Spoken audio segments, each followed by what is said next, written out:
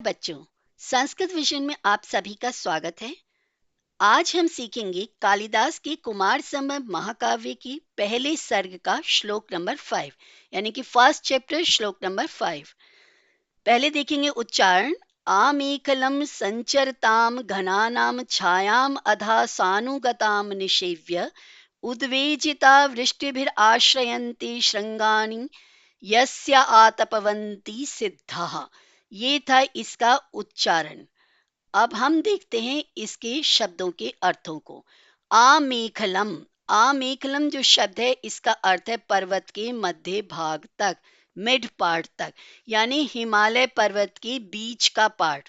जैसे एक इंसान है, उसका बीच का पार्ट कमर होता है, ठीक है, ऐसे ही पर्वत के बीच का पार्ट जो है, तो मेखला शब्द का अर्थ होता है कमर, कमर तक यानी कि मध्य भाग तक।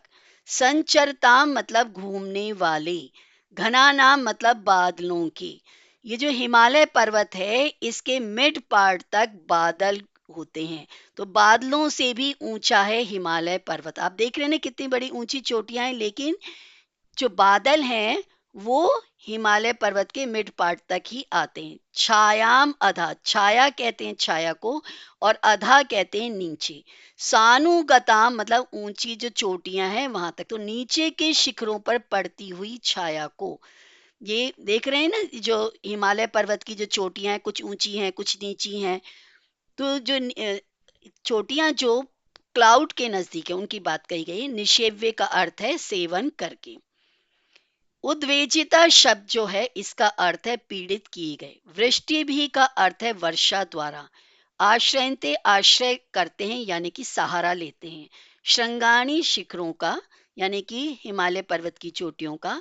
यस्य मतलब जिसका यानी कि हिमालय पर्वत का। आतपवंती मतलब धूप वाली। सिद्धा श्रृंगाणी मतलब शिखर चोटियां, और सिद्धा मतलब तपस्वी साधक यानी कि प्रेयर करने वाले बड़े बड़े ऋषि मुनि सिद्ध महात्मा। तो ये हमने देखे थे शब्दों के अर्थ। तो शब्दों के अर्थ देखते हुए पूरे श्लोक का अर्थ क्या निकला। इस पर्वतराज के मध्य भाग में विचरण करने वाले यानी घूमने वाले मेघों की शिखरों के मध्य भाग में पड़ने वाली शीतल छाया का आनंद लेने के उपरांत वर्षा से उद्विग्न होकर सिद्ध लोग इस पर्वत के उन ऊंचे ऊंचे शिखरों पर चले जाते हैं जहां धूप निकलती है। ये थी इस श्लोक की हिंदी। तो श्लोक में राइटर क्या कहना चाह रहे हैं।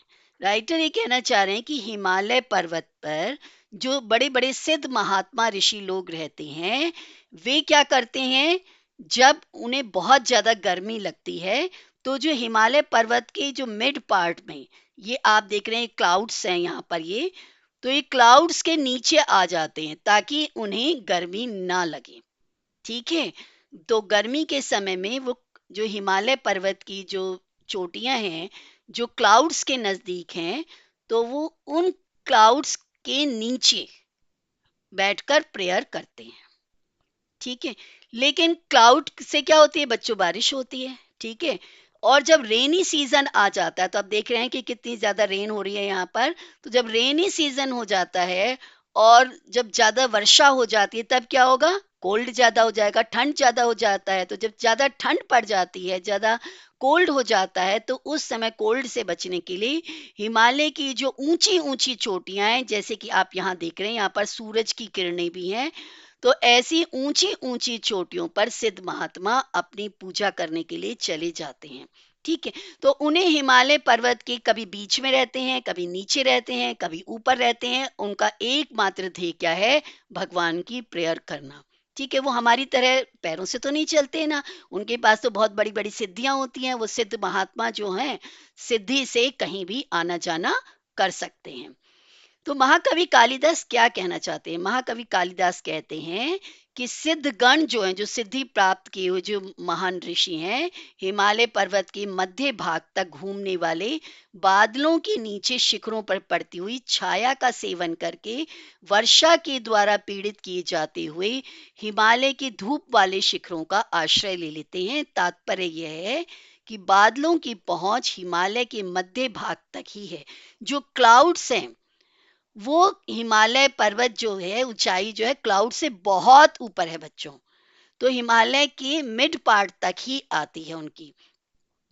जब वे वर्षा करने लगते हैं बादल, तब सिद्धगण धूप वाले ऊपर के शिखरों पर चले जाते हैं, अर्थात तपस्वी लोग इच्छा अनुसार तपह साधना के लिए सहज रूप से हिमालय के ऊपरी भाग में, मध्य भाग में या नीचे चले जाते हैं। उनकी तपस्या निर्बाध रूप से चलती रहती है, यानी कि कभी कोई रुकावट नहीं होती है। तो जैसा मौसम होता है, जैसा एनवायरनमेंट होता है, उसके अकॉर्डिंग वो अपनी तपस्या करते रहते हैं। तो बच्चों, मैं उम्मीद करती हूँ आपको ये श्लोक समझ में आ गया होगा। अगर आपको ये मेरा वीडियो अच्छा लगा हो तो इसे प्लीज़ अधिक से अधिक लाइक, शेयर और सब्सक्राइब कीजिएगा। Thank you.